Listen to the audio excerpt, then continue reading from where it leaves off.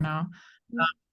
Yeah. So just to recap, you were explaining a bit your role and what you've done so far. No need to go through that all over again, but just if you could share what it is that you do on a day-to-day basis and kind of, yeah, what you did like 6 years ago compared to like today.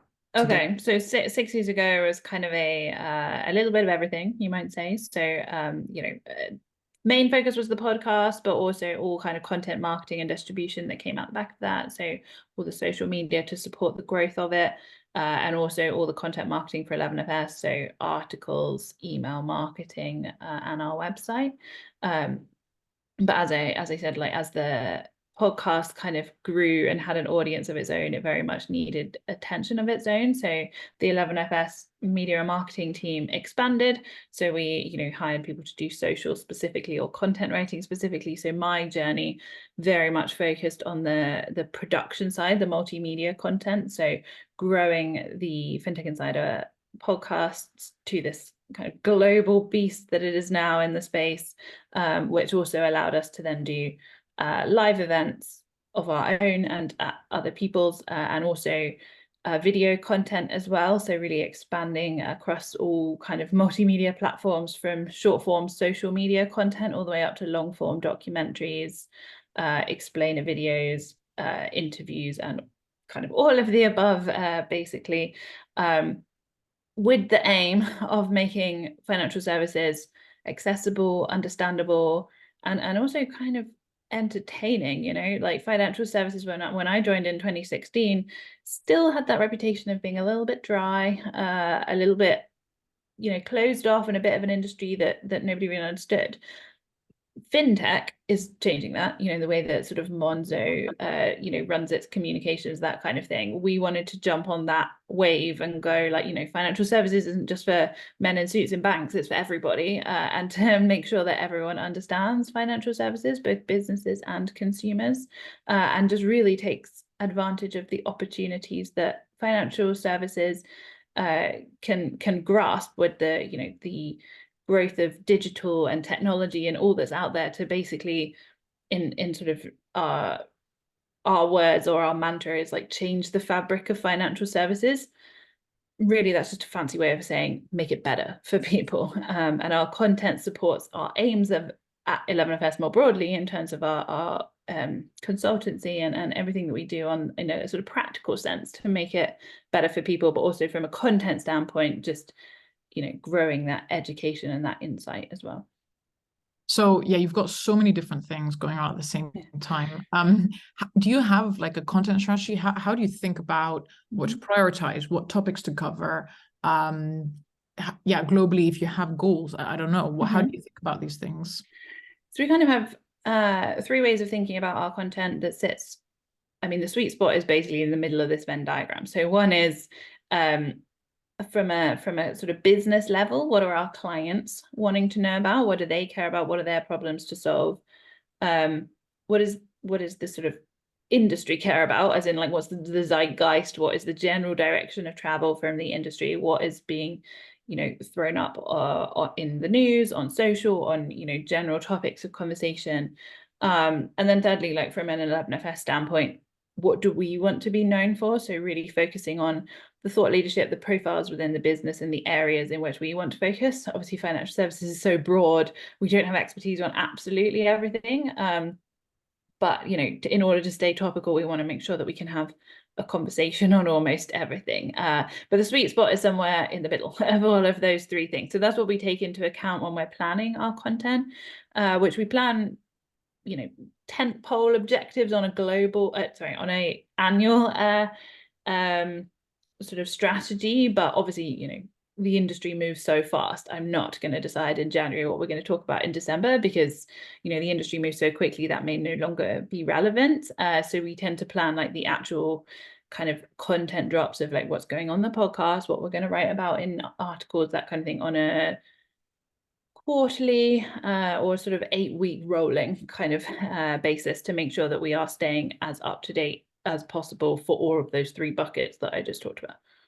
When you say like what's going on in the industry, like obviously I know people on your team are very embedded in fintech, but how do you know what people are talking about? Like, do you maybe talk to your, I don't know if you have typical salespeople, but how are you doing that customer research? Are you talking to customers, or are you talking to your salespeople, account managers, and saying, what are people asking you? Like, where do you get the input for knowing what people are talking about? Yeah, so a lot of internal of like, what are our teams that are going out in industry being asked?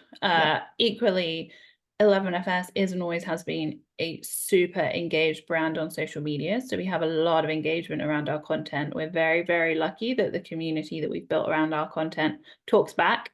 It's not just consumers of content, they'll, engage in dialogue with us. So that's super duper helpful.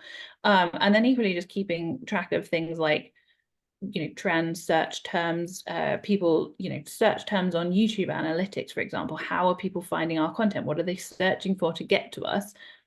That shows us what people care about, and then we can take stock from that. And then equally, we run a weekly news show on the podcast, so that kind of keeps us in tune with what the news cycle is doing. And then also, because you do it on a weekly basis, you can draw parallels between stories that have come up again and again as well.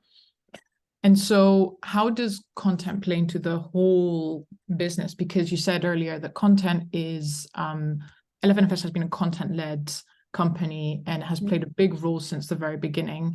I guess my first question is that something that your CEO from the beginning is just a believer in content, David? And he was like, I just don't care, like I want content? Or was that more of a, actually, this is seeming to work, should we do more of it? Like, what was the thinking behind, let's make this a content-led company? Yeah, I mean, not wishing to speak for David, but he's always been a huge advocate of content, of really, telling the story of what we believe in for the industry, and sort of getting our name out there. And also, we have 3 kind of key values for our content, one of which is provocative, and that I think is how we cut through a little bit, by challenging ourselves to say things that other people aren't saying, or just being a little bit bolder in our communication and our style, which I think now is less shocking potentially, but I think back in sort of 2016 when the company started, and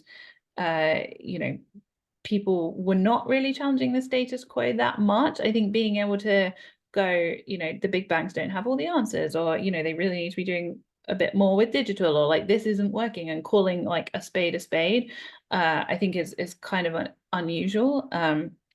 Equally, they sort of started the podcast as a bootstrap way of getting our marketing message out there without spending loads on ads, and it was just the co-founders talking about their beliefs about fintech, just giving their knowledge to the stories, the trends of the day. And we found that there was an audience for that, and obviously we've completely capitalized on that, but it was very much a sort of suck it and see, and like, oh wow, this is working, okay, right, we really need to invest in this. And just, we have been kind of content led ever since. Like, content is the backbone of 11FS, its brand identity, and how we kind of like represent ourselves in the industry.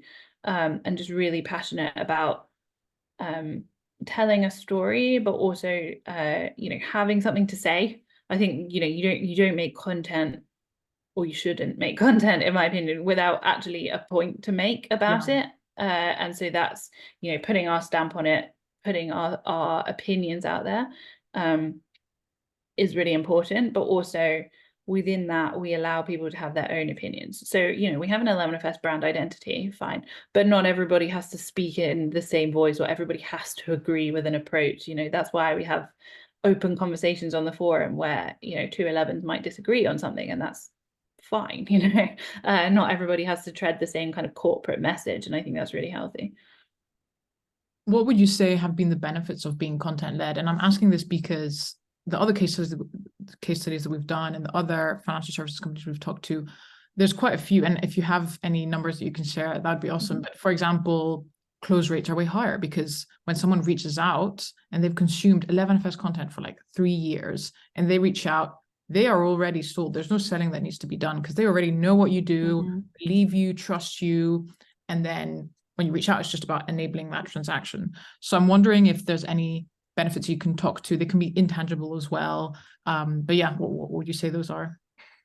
So I think it's sort of twofold. So I like to say that it's a bit corny, but like kind of media shows and marketing tells. And what I mean by that is like media kind of shows that we know what we're talking about. We put our message out there. People go, oh, I really buy into what these guys are saying. Like these guys sound like they know what they're talking about. Like, the people come to us for our opinions. They know that we're thought leaders. And then obviously marketing does its thing and like, then gets in direct sales or, with a clear call to action. But media is a great soft selling tool. Our podcast has reached over 22 million downloads globally.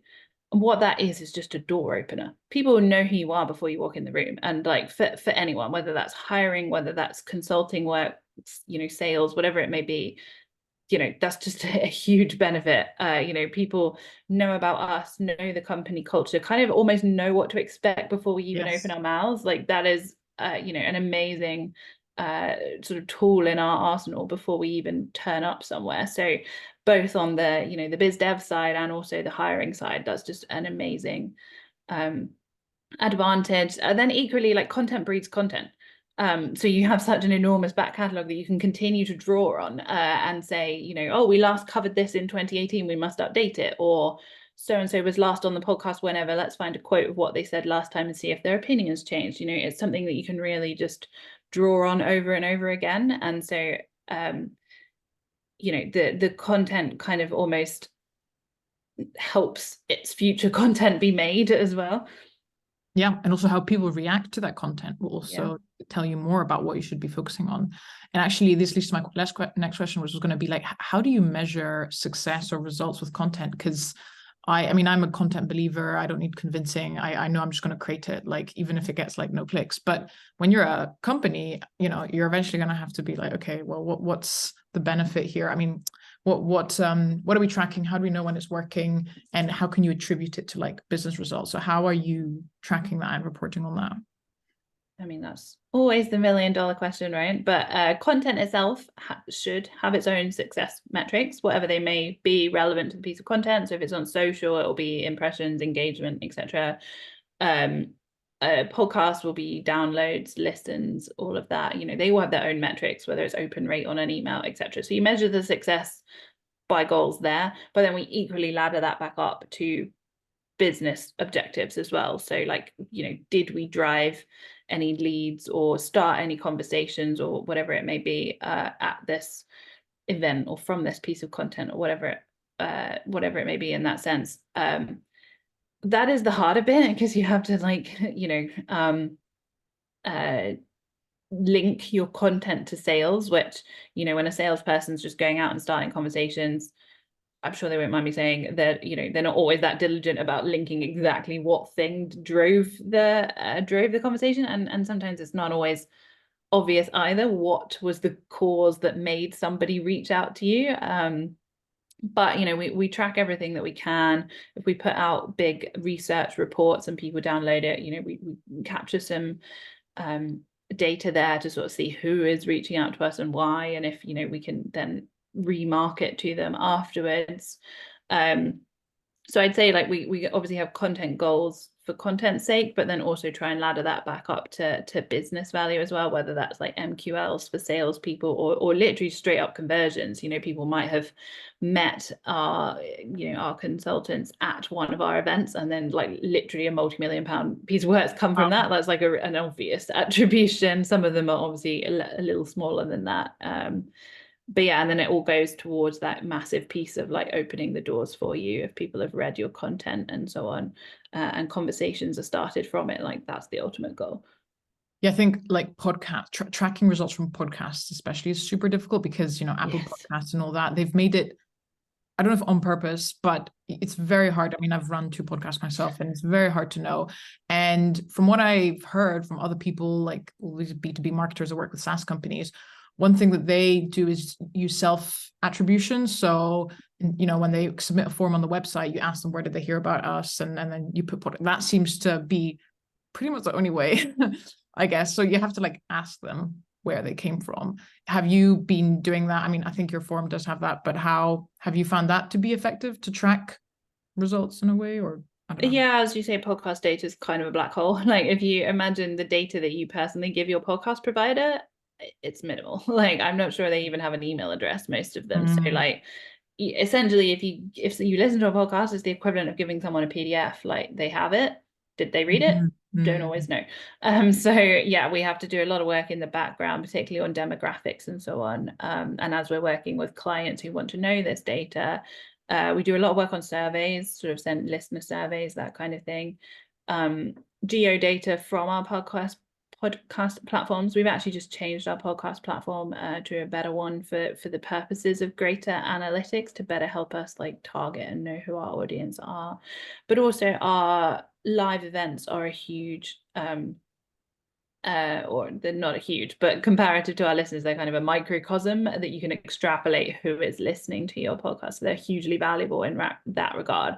You know, if people are, I mean, admittedly, they're probably your super fans, because if people are going to come out on like a rainy Tuesday and listen to a podcast about fintech, like they're going to really, really care about it. But you can kind of take that as a sample data and then extrapolate like who you think is listening to your content. And as I say, like we also have that super engaged online community around the podcast as well, who we know who they are. Like they're the ones that will reach out to us and talk to us, and so we know that we have, you know, CEOs of the biggest banks downwards, essentially, just from sort of anecdotal feedback, which is always really useful as well. Yeah, I heard from an interesting opinion by someone who was like, he believed that the fact that podcasts don't share metrics is probably one of the best things that's happened to the podcasting world, because it encouraged only people who love it to do it, because you can't track much. People who are in it just for business reasons are not going to last very long. And so it has provided a space for people who really just love the art of talking and sharing ideas to succeed. And what's ironic, I would say, is that podcasts are probably one of the most effective mediums to build trust.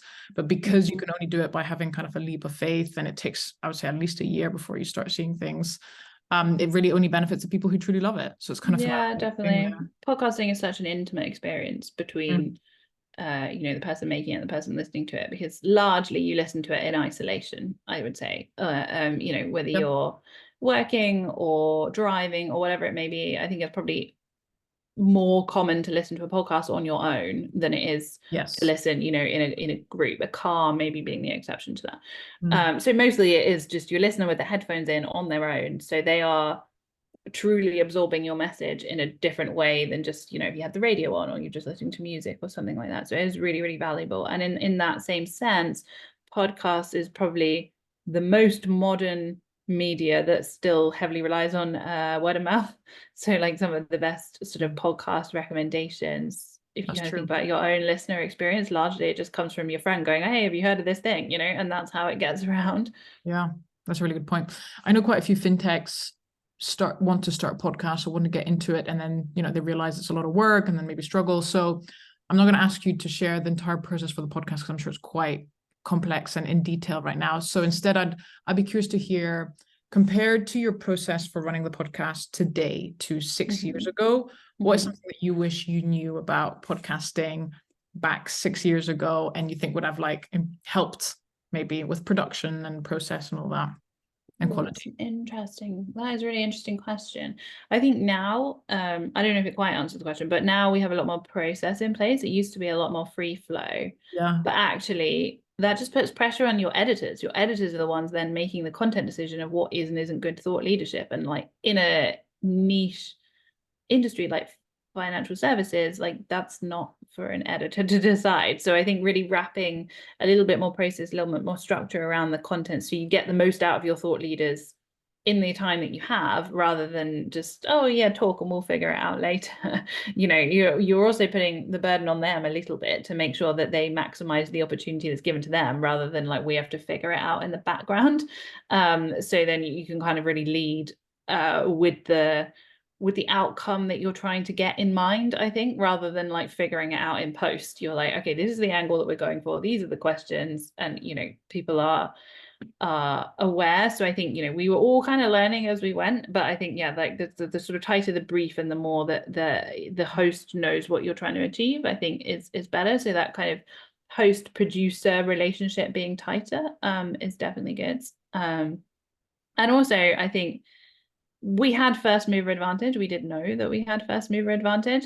I mean, when I first started, I would be inviting people onto the podcast and having to literally explain to them what a podcast was. That's like, you know, where the stage we were at. And I just maybe wish we capitalized on that a little bit more. So when you find your niche and you really dig into it, like, could we have done live events sooner and got that community ball rolling? Maybe. But you kind of don't want to take a gamble and throw a party in case no one comes. So I think we had to wait until we were like definitely confident that people were literally saying to us, oh, like, you should do this podcast live, or like, have you thought about opening this up? And we were like, all right, well, the interest is there, let's take the plunge. But in a way, like, I wish we'd backed ourselves and done some of those things a bit sooner. Yeah, no, that makes sense. And from a more content, so not just podcast, but content perspective overall, across everything that you're doing, what have you found works particularly well or doesn't work particularly well in financial services? So just as an example, I don't know. I don't know if this is the case in your case, but if you're a fintech company that's very relationship focused, investing in events makes more sense maybe than investing in Google Ads. I don't know. But have you found that it's something that's specific to fintech or financial services? Yeah, I think events are super valuable. I think particularly, you know, you've got your big conferences and so on, but they're almost overwhelming. So I think sometimes like the smaller events that you can get people to rally around and they know that they're going to get value out of, rather than, you know, like a Money 2020 or something. Not that that's not valuable, but I mean, you have your head down in about 12 different meetings back to back to back. You can't remember who you've spoken to, and then you haven't actually seen any of the amazing things happening on stage. Like, our events kind of give you a bit of both. So you get the speaking bit that you can watch and enjoy, and the networking. And I think like kind of doing a little bit of both people appreciate. I'd also say like evergreen and searchable content is super duper valuable. So we do what we call explores videos. Some of them are our best performing pieces of content, but when we're first looking at them after like a week, we're like, oh, you know, put a lot of effort into that. That hasn't done that well. And you look back at the end of the year and it's like thousands, you know. So just having that kind of searchable content that really addresses one singular topic is, you know, it can do huge numbers. I would say think about the profiles that you want to raise as well. So who do you want talking about what? Because, you know, all content has an author or a face to a degree. So the person on the video delivering the message, who do you want that to be? Because that'll be the person that's asked to do speaking gigs or asked to give a keynote or whatever it may be. So sort of bear in mind the consequence of the content as well as the content itself. And also just really keep an eye on like what works. So like, what are the key terms that people are coming to your content for? Know them and capitalize on them in whatever form that takes. So whether it's, I don't know, for example, like if we did really good numbers on open banking, for example, like we know that then that is something that our audience is particularly interested in. So you know that that's a weapon you can use, but also you need to know when to deploy it. So if I did open banking content every week, people would get bored of it. But you know, when there's the reason to bring that back round again, we know that there's audience appetite there as well. So I think it's just knowing what levers you have to pull and how and when to pull them. Yeah. On the topic of written content, so this is what the world that I'm more familiar with. Are you saying that like SEO, like you said, search words and that kind of thing? So are you saying that SEO is also a channel that works quite well for 11FS? It's not really a massive one we've invested in, apart from on kind of like video content, so YouTube searching and that sort of thing. But there is something that we have found around like owning a term. So what I mean by that is like, if we use a term internally and we want our clients to essentially speak our language, like really living and breathing that term and making sure that it's across all of our content and that people know what we're talking about, and to the point that you almost get your clients speaking it back to you, that's a win, right? So for example, some of 11FS's key terms people might know about is sort of changing the fabric of financial services, digital banking is 1% finished, that kind of thing. Like really, another one we really like dug into is digital riches, the banking battlefield, jobs to be done. I know that's not ours, but that is a practice that we particularly champion. So we you know, we've sort of done a lot of educational pieces on that, and then that kind of flows through any consulting or workshops or anything that we'll do, and there's a body of work behind that to back up that term. So if you were to put the two together into a search, you'd find all the content that we've done. that is definitely worth investing in, I think, if you really want to like own a term within the industry, because there's, you know, now there's so many people trying to do content strategies all playing in the same space. You got to find the thing that makes you stand out. Yeah, that's a good point. And can you share a bit like what is your writing process look like? You've got quite a few experts on your team. Yeah. So do you have someone who is just writes the content, or do they interview people? What does that process look like? So we've actually done it in different ways. We've had different sort of content writers over the years. There's kind of a combination of ghostwriting versus the person themselves writes it in its very barest form, and then, you know, someone from the marketing team will properly like give that an edit and also just make sure it's hitting the mark on whatever that piece of content is. So for example, we do a newsletter called Unfiltered. Specifically to live up to its name, it has to be a little bit provocative. It has to give it, like, you know, it has to come down on one side of the fence. There's a, you know, the conclusion of that format is always a paragraph that starts with my unfiltered opinion, and so, you know, the writer has to give that. So my team will always challenge the author to make sure that that is super like provocative and punchy, and make sure that they are like giving a you know, informed, insightful, but still an opinion. So, you know, just really living our content values and championing through our content is actually kind of more important than who does the writing. So we'll sort of just make sure that that tone and that voice is represented, but obviously the person still sounds like themselves. Yeah. And so, yeah, we can either, you know, it depends on resource and whose voice it is. Like, obviously, David Brewer, our CEO, is going to be a little too busy, so that might be ghostwritten for him. But someone in the research team, for example, you know, the writing is a little bit more in their day-to-day anyway, so they might write it and then we might tweak it just to make sure it's, you know, on tone and brand. So it kind of cuts both ways. Yeah, that makes sense. So if you are making like a report or even content, what is your distribution process like? What because search isn't, like, SEO isn't a big object, like a priority, I guess. So what are some other channels that you invest in or that you distribute your content in, written and I guess as well maybe video and podcast?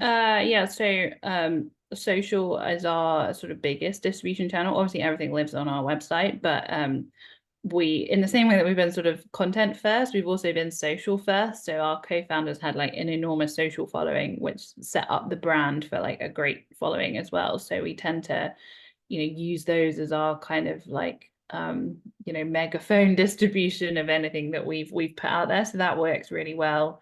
We actually, almost everything that we do from a content perspective is organic reach. So rarely do we put paid marketing behind a piece of content, because we find that the reach is sort of good enough. But we'll also, you know, champion whoever wrote it to make sure that they're posting on their own accounts as well as the brand accounts, and, you know, kind of get that organic, like tapping into other networks. Same with the podcast, you know, encouraging anyone who's a guest on it to make sure that they've posted it out to their network so that you get picked up by other eyes who may be less familiar than you. And then, you know, we have quite a healthy email newsletter subscriber base. So we send out like regular content newsletters to those engaged subscribers anyway, but also, you know, solus emails work for anything else we particularly want to promote as well. You know, I know what the industry sort of, you know, what is classed as good as an open rate, and we are almost always double that. So we know that we have like an engaged you know, engaged subscriber list who want to hear what we have to say. Obviously, we call our media and marketing team internally, we call it our growth team. So, you know, we're never satisfied. We're always trying to get a bigger audience and grow the reach of what we do. But yeah, I would say email, social, our website, and then the podcast itself is also a massive distribution channel in and of itself, you know, for the content, but also it can be used as a distribution channel for other content that we want to draw eyes on. So if we've just done a report, for example, we'll run adverts on the podcast promoting that report. So, you know, so like the content talks to it, each other basically as well. Yeah, that's cool. So I guess if we're talking to another fintech company, because again, I think a lot of companies look up to 11FS and marketing and the fact that you've kind of built a media brand. but maybe they're just at the beginning of that stage. And as you've said already, there's a lot of content in fintech now. There's no longer a first mover advantage. So what would you tell that person? Like, how can you use content to stand out? How can you use content to, maybe they're a startup, so they need like leads and they can't wait, 2 years. What would you tell that person, and what do you think they should be looking at or thinking about this? I think you need to find your voice and find your story and find it quickly. I think, decide why do you want to do content? What are you doing it for? What's the end goal? But also have patience with it as well. I think some of content is like, getting the wheel turning, is getting that familiarity with your audience. I mean, you certainly see this in podcasts, but it's also the same with newsletters and that kind of thing. Like cadence breeds familiarity. So, that was one of the first things me and my colleague did when we joined 11FS, is like standardize it cadence. So your audience in whatever form that takes, video, etc., knows when you're going to next drop some content. So if you think about your favorite podcasts, or if I think about my favorite podcast, I know that they come out on a Tuesday and a Thursday or whatever it may be, and so you're expecting that piece of content. So I think building a kind of pattern and sticking to it, and that cadence, and just really leaning into what you want to say, the story you want to tell, and why. But also I think like being human about it as well. I think the audiences are not stupid. Like, I think the most important thing to me that I always remember and try and keep an eye on is like, yes, we're marketers, we want to look at numbers in a spreadsheet going up, but it's important to remember that those numbers represent an individual human being who is consuming your content. You have to give them something that is worth their time, because ultimately you're kind of putting free content out there in the world, and they're giving their time back to you. Have you given them something that's worth their time? And so it can't just be cookie cutter of somebody else. It can't be cookie cutter of what you said last week. Like, it has to be authentic, because audiences can tell the difference, and then they'll vote with their feet. So I really think that if you're going to start, define who you are, what you want to say, and sort of how, like your channels and so on. But also have patience, like build up that cadence and experiment. I think when we still do this as well, but like, when you're young and you're just starting out, like you can try and fail, and to a degree no one will notice, so like don't be afraid of that. Like, just have a go, and if it doesn't work, it doesn't work. I mean, we still do that. We'll start a podcast, pause a podcast, do a newsletter, roll it back. And I think we have this sort of team value of learning in public, and our audience know that as well. So like, we're not afraid to go, oh, sorry, that didn't work, we're not going to do that again, and sort of having that mentality, which is kind of how startups operate, with the products and stuff that they're building, and that kind of move fast and break things. Like, content's no different. That's true. Yeah. And another challenge, I'm curious if you've faced this, is fintech marketing is very niche. And so finding marketers who are experts on fintech is quite rare. And clearly you have, your researchers, your podcast hosts are, I guess they're not marketers, but within your marketing team, there are people who understand fintech, who can write about it. How have you tried to solve that? Have you tried to hire people who are at that intersection, or just hire marketers and train them on fintech? How are you, because I'm thinking of the fintech startup that's like, oh yeah, I want to do all of that, but I personally can't, I'm the CEO. I want to hire someone who can do marketing and fintech, but there's very few of these people. How do I, it's an interesting challenge. I think if I think about my team, I'd say almost everyone has been hired from out of industry. And so I think it is just having those transferable skills, and that the creative mind, like, but also maybe working in something that's equally like dense as an industry, whether it's something vaguely technical. I think maybe if you'd worked in like straight up retail, it might be a harder switch, but I think as long as you have that kind of ability to take a difficult topic, break it apart and put it back together so other people can understand it with an outsider's perspective and make it accessible, I think that's the real skill, is like finding the heart, finding the message, finding the story to tell in a lot of the jargon, a lot of the heavy weight of the industry, a lot of the complications. I don't think it's necessary to have to come from that industry. I mean, I think it'd be hypocritical if I said that, seeing as I didn't. Sure, yeah. But I think, you need to be able to just almost take a journalistic approach of like, what is the story here? What is the angle? What is the message that we're getting out here? And just, also be open-minded and willing to learn and understand these sort of hard to grasp topics. I think you just need someone who's like inquisitive, a fast learner, but also just, a really great sort of creative thinker and sort of, thinks with an editorial brain as well.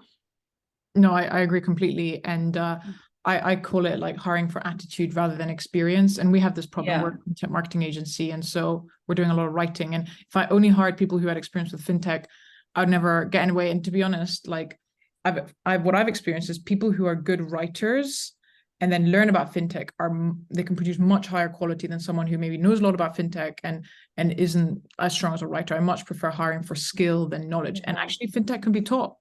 Fintech can be taught. Yeah, exactly. But it's not impossible.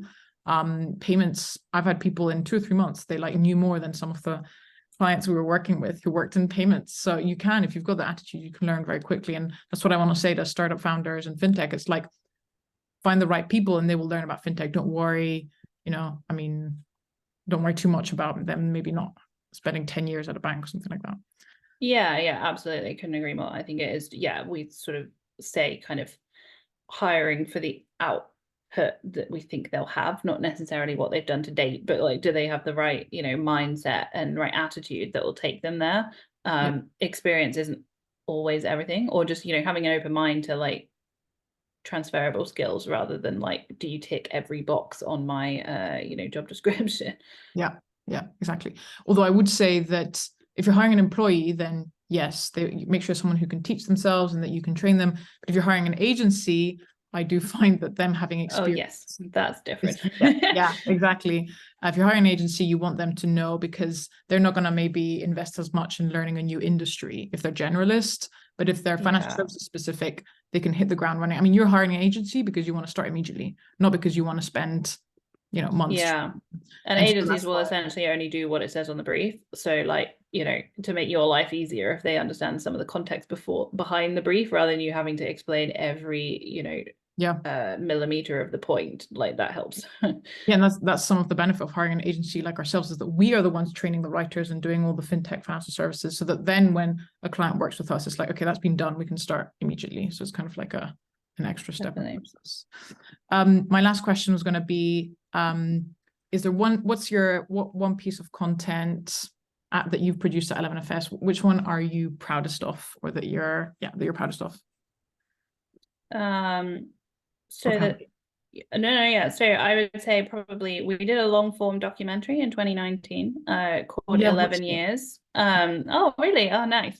So that was, recapping or sort of looking back at the 2008 financial crisis and sort of asking the question, did this actually, particularly in the UK, like create the rise of the fintech scene that we have in the UK? And I learned so much through that project. We worked with an external sort of directing team, but I was sort of the main producer on it from an 11FS standpoint. So identifying all the people that we wanted to speak to, the narrative that we wanted to have, and I actually did all the interviews myself. So like I was in front of these people asking them the questions and sort of learning a lot and really straining that hypothesis, like, did UK fintech grow out of the 2008 crisis? Like you kind of will never know if it didn't, because obviously you can't undo the fact that the crisis happened. But speaking to some incredible people and then making this long documentary, which is different to any other piece of content that we've made before, and just learning a huge amount about that process. And then we put on a premiere at the Barbican, which is like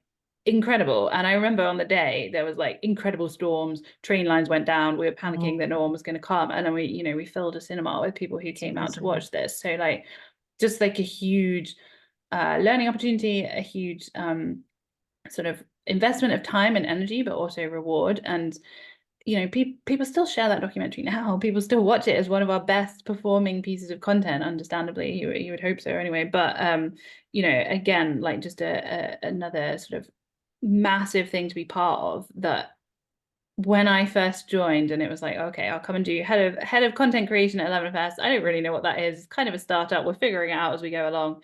Like 3 years later, we've put on a documentary in an actual cinema. Like I would not have believed that was something we would be capable of doing. So just sort of challenging ourselves to always keep learning, always keep doing something different and seeing where it takes us, I think is really valuable.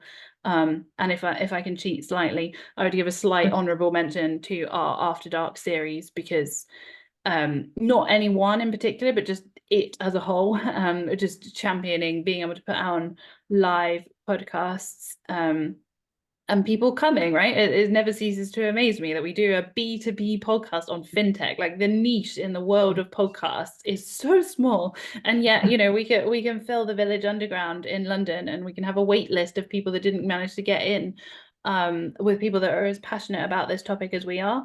Like, you know, that's amazing. No, it's amazing, and it's definitely something to be very, very proud of, because it is, you're right, it's so niche, and it's like, and we're in fintech and marketing, so even more niche, and even that we've got people coming as well, and it's like, it just shows you that people are really passionate about fintech, and that's one of the reasons I joined the industry, because I was like, it's just really exciting to be full of, surrounded by people like that.